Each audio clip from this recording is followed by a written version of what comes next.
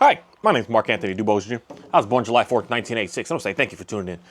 Today, I want to talk about something that I think is very fascinating about this last vet visit that I just did with my dog, my Dalmatian Ophi.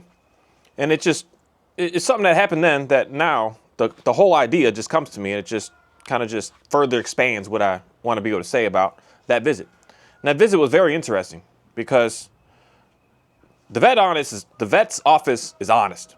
And they're as honest as I believe what most, say, dog trainers are.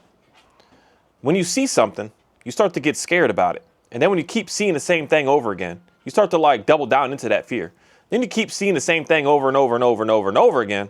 Now you're kind of like that just is what it is. There can't be anything else. There can't be a different way. When I say that, it's in the sense of, they said to me, Mark, every time we see a Dalmatian in here, somebody gets bit. Every time. Like she said, every time we have a Dalmatian, somebody gets bit. So they see my Dalmatian and they're looking at her like, we're about to get bit today. It's just going to have to happen because everyone before has done it. This one right here, it has to do it. There's no way that it's not going to because they all do. And then all of a sudden you have this like pre-fear in you already. And that pre-fear in you already is, in reality, like say working with dogs, is a horrible thing to do because you're putting on something and you're going to get the other thing to be scared when there should be nothing going on. You're putting something on it that really isn't true because it may have been true in the past, but it may not be true right now. And if you keep putting it on that, thinking that that's what's going to happen, more than likely, that's what's going to happen. But there's this weird anomaly that I always notice. Just because it looks the same is all the rest. Just because it walks the same is all the rest. Just because it came from the same place is all the rest. Doesn't mean it's the same as all the rest.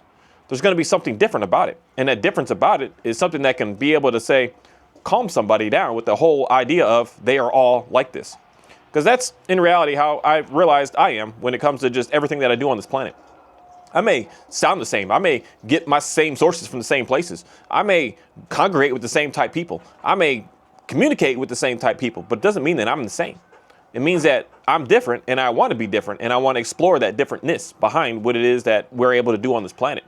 That's what I believe is really fascinating about these worlds, that I don't need to be somebody else. I need to be who I am. And that's the cool thing about really just looking at the sense with these dogs. They all can look the same, but they're not the same. And that's the main thing I really want a lot of people to really realize about these animals for sure.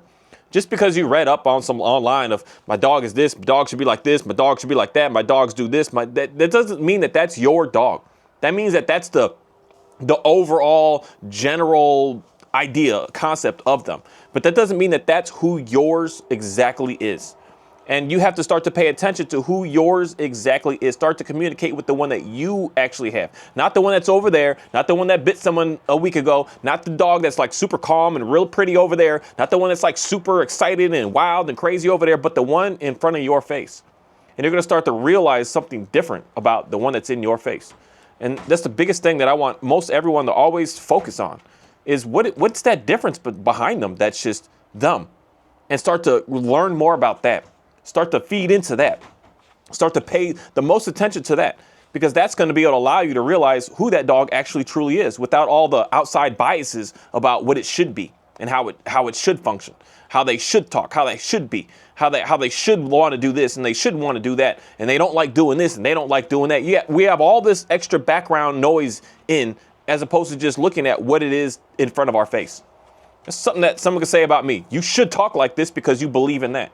But I don't. But if you automatically put it on me that I am them, then you're not going to be able to learn about, say, what the differences of me is. And that's what's cool about each and every single one of my dogs. They're all not breed. I have the breed characteristics. I know what they all are for all of my dogs, especially my Border Collie.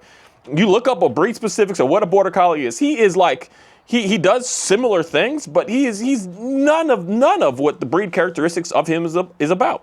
He's not a traditional like herding dog. He doesn't gather and put, he pushes stuff out. He pushes things through. That's just what's in him. That's just who he is. When I just put him in the field and say, hey, Oriole, do what you got to do. He attacks the head of the animals. He gets the animals to bow down. He gets the animals to just know how to just go walk right past him. He pushes and pushes and pushes, and then he relaxes, and then he allows the animal to walk right past him. It's like he's literally the opposite of what the breed characteristics are. But if I'm coming at him every day of you're like this, you need to do it like this, I'd be fighting with them every single day. Every day I'm going to be fighting with the dog. every day I'm just going to be on this mission of just, it's like we're not getting anywhere. And that's the biggest thing that I think that most of us are struggling with, because we're like, my dog should like this. It should be like this. It should do this. But why isn't it doing it? Because yours is yours. That dog is unique. That dog is an individual. And you're trying to put on it something that shouldn't be there. Something that someone else along the lines has said, hey, this was like, this was like, and it's flooding your brain with not being able to realize just what's in front of your face. You're looking somewhere else as opposed to what's in your face. That's where I think a lot of people are really messing up, especially when it comes down to, what does my dog like to do? And then you try to go online to look it up in a sense of, oh, they like this, as opposed to like trying things out, trying stuff. Just do different things with them. Experiment with different stuff with them. Just explore different concepts and ideas with them. Take them out to a tree and just stand there and see what they do to the tree. Just see what they do to it. Some dogs, I mean, I've seen this, literally will bite the bark and just like trying to rip the tree apart. Like, okay, cool. I didn't know he was into chewing on trees. Like, I don't know what that's about, but okay, you like chewing trees for some reason. Let's figure out how we can get you to do such a thing in a more safe manner than just ripping all the trees apart that you see. But then you got to figure out, is he ripping a tree apart because he's never been able to have a chance to chew on anything? You've never given him something real to chew on, just these fake plastic bones and these weird things, and the dog just has a desire that it needs to chew. You're like, oh man, this dog needs to chew something. So you find it something to be able to let it chew something. And then you realize like, oh, a lot of this stuff is now gone away.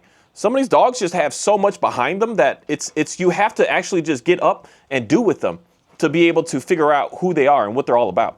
Not just read something and think like, oh, mine likes this, and start to try to play that game. Like, for instance, I've made videos of me with playing with my flirt pole with my dogs. I mean, it took a mission for me to be able to get Ophi, the Dalmatian, to be able to actually be able to chase the thing. Because it was in her mind of, I want to go chase the live animals. Forget that fake looking thing. I don't care about that. There's live animals on this property. I'm about to go get every single one of them.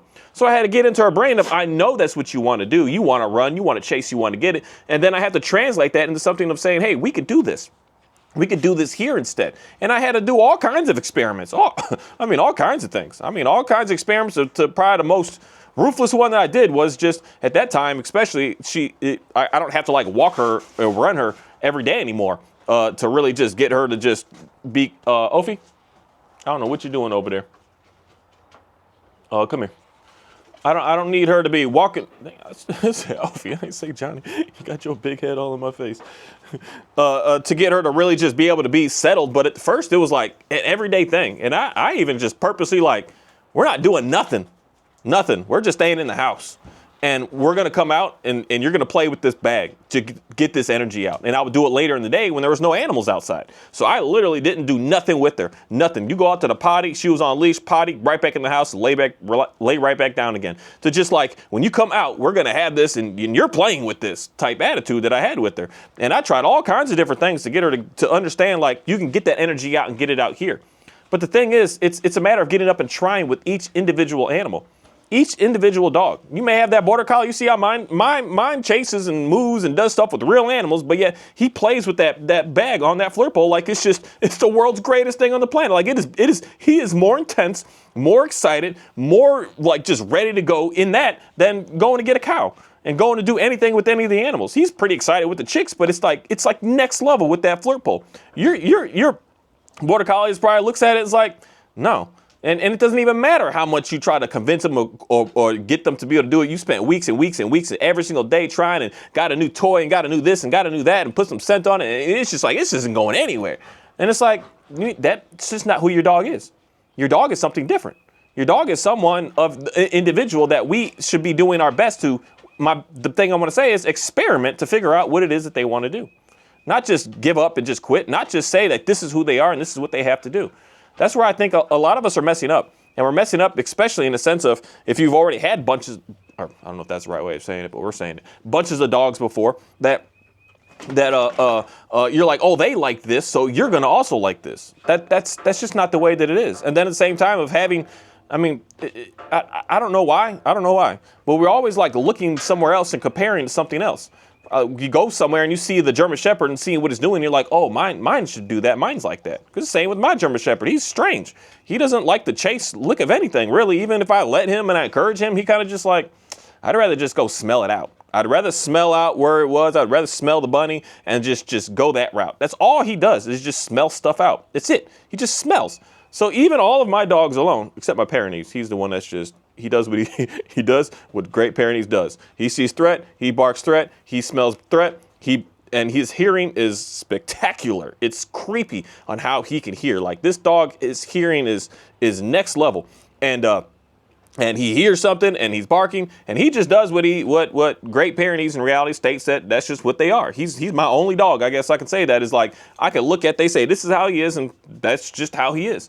But all my other dogs, they're not to the standard of what they're supposed to be doing. They're not to the standard of how they're supposed to act. They're not to the standard of these dogs are inherently more aggressive. These dogs are more kind. These dogs are more this. These dogs are more that. Ophi, I don't know what you're doing down there. Come here.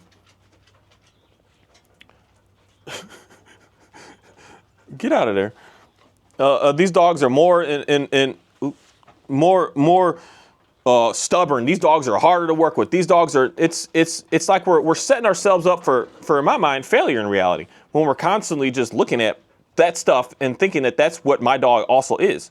Because especially if you're looking at it in the sense of, because that's what so many people are saying about, like, say, the Dalmatian. Oh, they're stubborn. They don't like to listen. I'm going to add to this because the people say that they're prone to deafness. That personally, I would like to figure out if we could actually like test that in a real way. Because when I first got my dog, she didn't want to listen to a single thing that I had to say. She was deaf in my mind. I mean, I made many videos of, I think she's hard of hearing. She's not hard of hearing. She just doesn't want to listen. She doesn't want to hear. But it's not because she's stubborn or this or that or that. It's just she's who she is. And I just had to look at her for who she is. And if I was listening to, I mean, unfortunately, the very first time the vet ever saw her, because she was it's crazy. She's even got much bigger in reality since I first got her. But when she was little, she's what, like 6, 7 months old. So they're not really scared too much of a little 6, 7 month old puppy. And they're already saying, oh, you got to do this and you got to do this and you got to do this. This dog's going to be like this. This dog's because they're already scared of every single one that they've seen. They're already nervous of them. So they're already saying, be prepared, have all these things in order because this is about to happen because that's all that we've seen from them all. And if I go along that same route, I go along those same guidelines, I'd end up more than likely in the end seeing the same thing, having the same problems, having the same issues, as opposed to just looking at the uniqueness that's behind everything. Not everything, just because it even talks the same, walks the same, it's not the same. Just because it looks the same, came from the same litter, came from it, it's not the same. They're all different. They're all extremely different. And that's why for me, I'm not going to ever have a system that I'm going to do with all of them across the board. I'm going to work with all of them completely differently. And that's the challenge, but the beauty of having, say, multiple dogs is seeing that and actually experiencing and doing that. That if you've only had one dog your entire life, you might think that I could do everything the same way as this one dog. But when you have different dogs from different areas, from different backgrounds, from different, I mean, this interesting information that I've been stumbling into about the concept of dogs here compared to dogs here in the United States compared to dogs in Germany are different because of how we as humans are with how we view our dogs, for instance, even. Like the litters that come from there are much, much, much different. And it's because of what we as a human are putting upon that dog is, I forget what they were talking about, but more of basically in a sense of if the community of people are more reserved and more, reserved may not be the word, but more just they keep to themselves. They're not showboating. They're not caring about what everyone else thinks, but they're just living life compared to another group of people that are all about showing off and all about just bragging and all about that stuff. You're going to see completely different stuff that comes from that because in reality, one of them, we're only caring about just seeing what we're seeing. And the other one, we're trying to push it to be something that it, in my mind still today, something that it shouldn't be, but we're trying to like show it out, show it off to just overperform. And when we have to start doing that, we start to not really care too much about what that animal is, unfortunately. But when you're just living and you're just like, I don't care what anybody thinks. We seem to spend more time. I don't know why. We seem to spend more time in worrying about like everything that's around us because that's all that in reality we have. I'm not worried about external validations. I'm worrying about just the internal, what I have, what I need, what's going on. That was a huge issue with me personally, just with a lot of stuff that I was doing. And also thinking like just being for a higher dog trainer before of my dogs have to look this way, they have to be this way, or nobody's going to want to hire me. As opposed to I want my dogs to look and be the way that you're looking and wanting your dogs to be. That's when I realized like I don't need to show off with them. I just need to show what it is that you're actually looking for, what you're actually going to be able to keep up with, what you're actually going to be able to maintain. And that really drove me to looking more into who is the dog itself. I don't care about what the others are doing. Who is the dog in my face? What are they all about? And when you start to really see that, that's to see that little difference, that you're going to start to get drawn into that. You're going to want to like feed more into like, oh, I thought you liked this, but you're like this. I thought you were about that, but you like this. I thought you liked those type of bones, but you like this type of bone. I thought you liked this type of game, but you like this type of game. I thought you liked this type of affection, but you like it like this more. You're going to start to see all those little things behind your animal. And it's just unfortunate because we got all these movies and all these shows and all, I mean, it's getting to TV shows today. That's getting kind of, I didn't realize how many like dog stuff shows were out there today. It's just kind of getting crazy. But it's like we see a dog and we're like, oh, that dog is like my dog. See, they look the same. They are the same. They could do the same.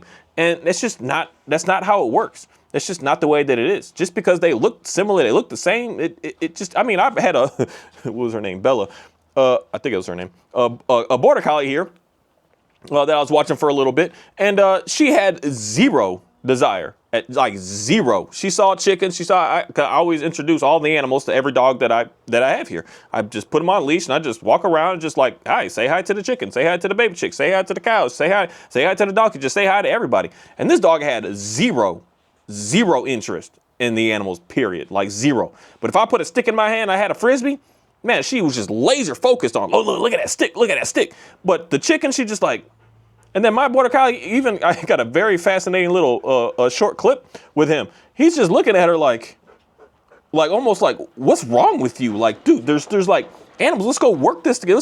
Let's do something together. We're not just gonna sit here and chase this stick all day, because at that time he didn't really play with toys, and he just saw a stick and he's just like, and she's just running and sprinting like a fool after this stick, and he's just looking at her like, what the heck are you like? Let's go put the chickens up real quick. Let's go do, because he literally was like trying to coach her to like, let's go to the animals. Let's go to the animals. Let's go work with this over here. It was just the cutest little thing. But it just really lets me see like they're not all the same. Just because they look the same, they're not all the same. Just because they have the same markings, they're not all the same. Just because they came from the same background doesn't mean that they're all the same. And that's something that is very eye-opening to me in reality once you really just understand that. Because you're not going to care about what someone else is doing. You're going to care about looking at yours in front of your face. And the biggest thing is do experiments with them. Try different things out with them. This is the thing about why I think most people are struggling, because we don't know how to actually give the dog what it's looking for. And it's usually I don't know how to say it, but it is very simple. Dogs do not have like this crazy amount of needs, and I believe the same with us as humans. We're just getting diluted because of all this extraness that we have out here in this world that we live in, that is just like there's so much there's so much, but I don't think that we also need that much. But it's usually very, very simple things. Very simple things. A lot of times the dog is chewing on something and we're just like right now she's looking for something over there to go. I don't know what it is. I don't know what it is. I used to have this weird thing that I would say to Oreo back in the days. Oh, sorry, I'm not talking to you. About he takes a piece of paper and he could turn it to confetti. He doesn't eat it. I don't know why. He doesn't eat it, but he will literally take a piece of paper and turn it into the most the bittiest pieces of confetti.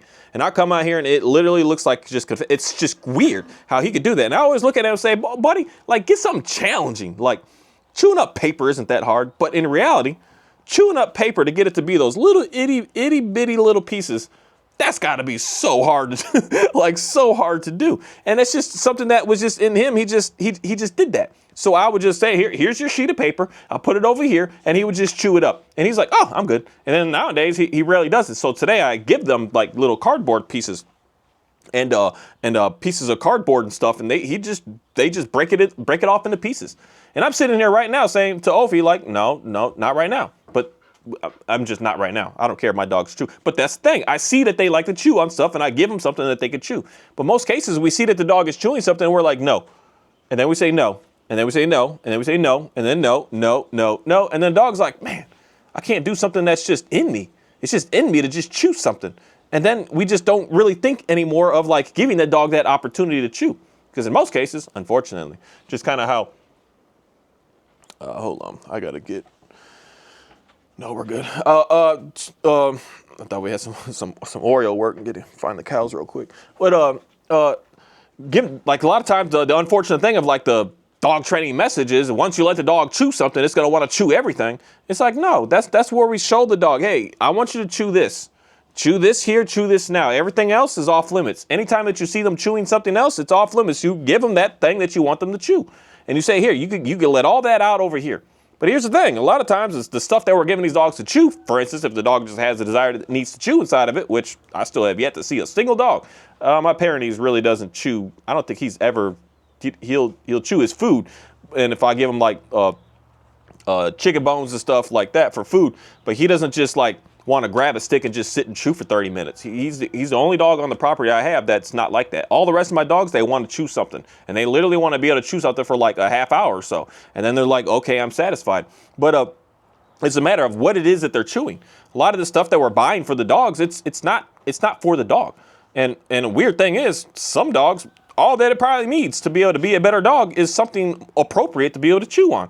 And it can finally just get that out of its system instead of just being told no all day and just like say suppressing that behind them. Just say, here, buddy, go lay on this bed, go chew on this and leave the dog alone. There's no games with it. There's no outs. There's no sits. There's no downs. Just let the dog chew and have its joy and have its fun and just get that out. And then when it decides, hey, and now I want to kind of chew on the couch here. No, you say, no, we could chew on this over here. And then the dog will just understand that and appreciate that. Say, okay, well, thanks. Thanks for letting me do that. For me personally, not trying to tell anybody how to run the household or anything, but I just do all the chewing outside. I don't chew. Oh, excuse me. I don't do no chewing in the house. I don't do no nothing in the house, like, period. Like, this might go a little extra, but I don't even, like, feed the dogs in the house. I feed them outside because I don't want the dog ever to get in his brain, just for me, and make my life simple, that we do any of this stuff inside of the home. Inside of the home, we literally lay down. There's no walking. There's no nut. This just lay down. That's all that we do in the house. But outside, we eat our food, we chew our bones, we run, we sprint, we dig, we climb, we jump, we do whatever we want to do outside of the house. But inside of the house, it's just like this, I guess the word I can use is just the sanctuary of chill, calm, peaceness. That's all that's in this house. It's all this house ever is going to represent. So for me, I kind of go overboard, and that's how I guess I convince my dogs to not eat stuff off of places, but I do my best to never leave anything out anyways. But to make sure they're not on my counter or doing anything, that I literally just feed the dog outside. So if you live on a patio, I just put the dog outside on the patio. Not saying how to run your household, but I just realized it makes life easy. That we do all of that over there, and in here we don't do any of that. And if you need to do that, let's go do that outside. And sometimes some of y'all just going for a walk for your dog might be just putting your dog on a leash, getting a bone, and just putting it in the dog's mouth, let it stand there and let the dog chew. And the dog will look at you more likely like, man, you're the world's greatest person on the planet. A lot of days when I'm just busy and I can't do what I do, I literally go to the field right there. I don't know if you can see it, but where that, you can somewhat see it, but there's I got to go clean that out, brush all that hay out of there so the grass can grow back again. I literally just stand right there. And I just let the dogs just chew what they want to chew right there, because I got a couple of bones that are just out there, and there's like probably 10 or more bones, and they just like pick and choose between them. I just stand there and they just chew bones.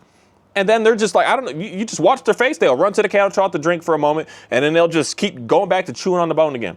That's all that they do. And they're just super happy about it's just weird. That's something that they like. But it's for me to pay attention, me to see them, me to say, hey, this is what you want to do? Okay, let's do this. Let's do this. Go ahead. Do what you need to do. And then when you're done, okay, we'll move on and we'll move away. And then we'll go do something else. We'll do whatever else we need to do. But it's looking at that individual animal and trying your best to, like, in reality, just, the word to use is beginner's mind, but get rid of all of the other stuff that you've ever thought of before about the dog that's sitting in front of you. Just because it looks away doesn't mean it's going to act away. And the more that you're trying to make it do what you think it should be doing, the more in reality you're just doing a disservice to that dog. Thank you.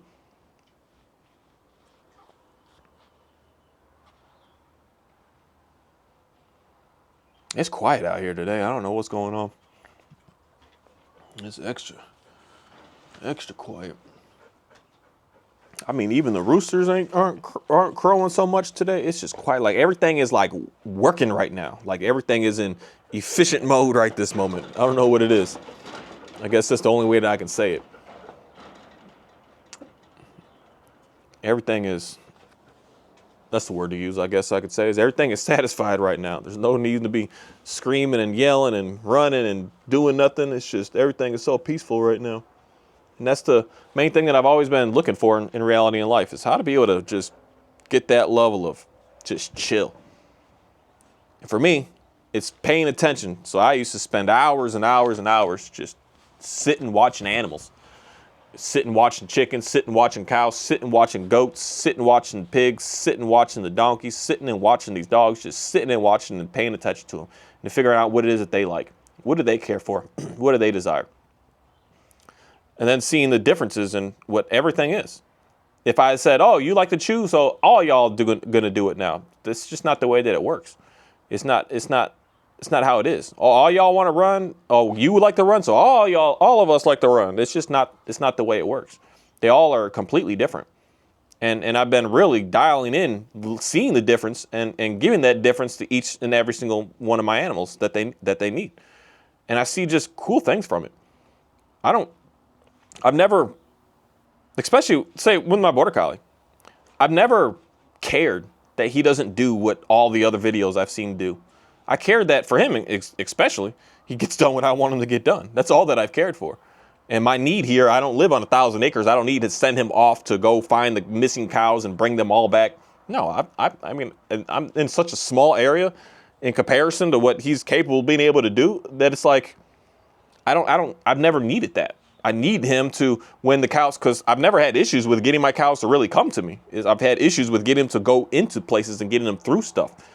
And when I saw how he started working as a young little pup and realizing he's not the same as all the rest, I was like, let's maximize what you're good at.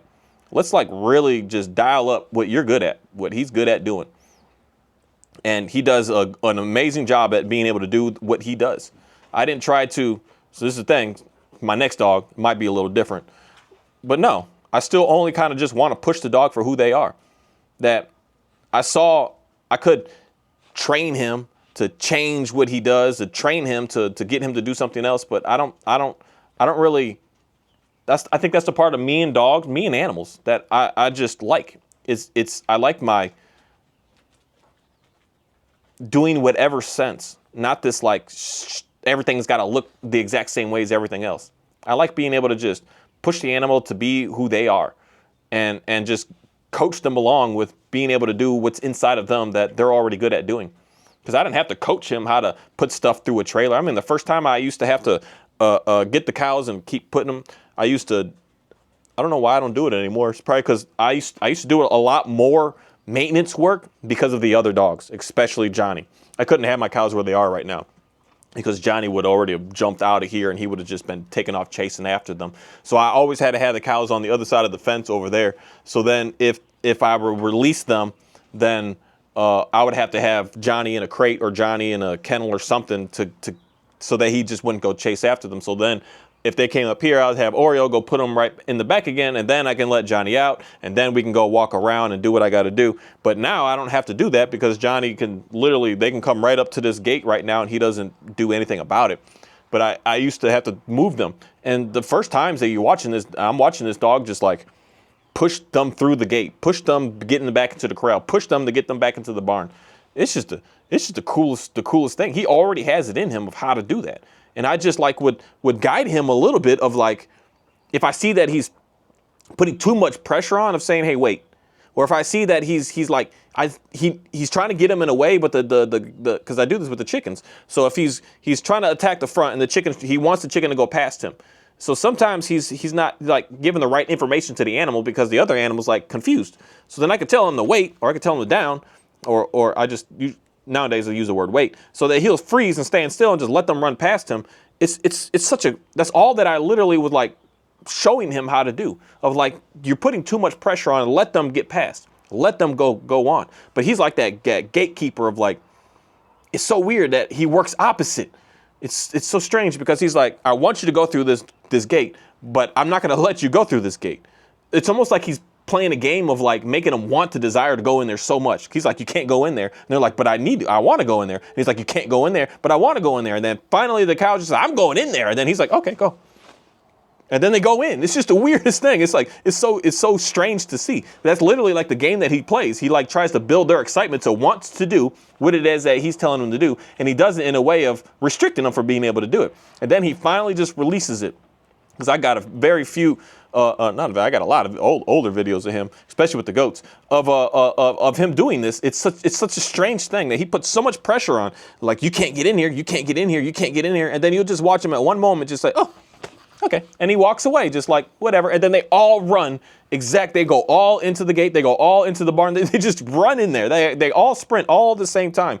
It's a very interesting thing. But he works that way. And I just pushed him along to like really be good at that, because that's all I want is to get him through that gate so that I can shut the gate and move on to the next gate. And it's a very interesting thing. If I'm trying to force him to be something different, I may be still fighting and battling with him today to get done what I need to get done. But since I just allowed him to be who he is, the opposite approach that he is, I've realized it's a beautiful thing, because stuff gets done, what I want to say is fast and efficient. And there's no chaos, there's no drama, there's no death, there's no hurting, there's no nothing. It's just stuff gets done. And it's just lessons that I've learned of seeing, like, I know that all the others do it like this, but mine's like this. And I want to work with mine. And that's something that I'd want a lot of people to really just think more about with your stuff, your everything. Look at it. Don't say it's going to be like this because it came from that. It's going to be like this because it looks like that. No, let's figure out who it is.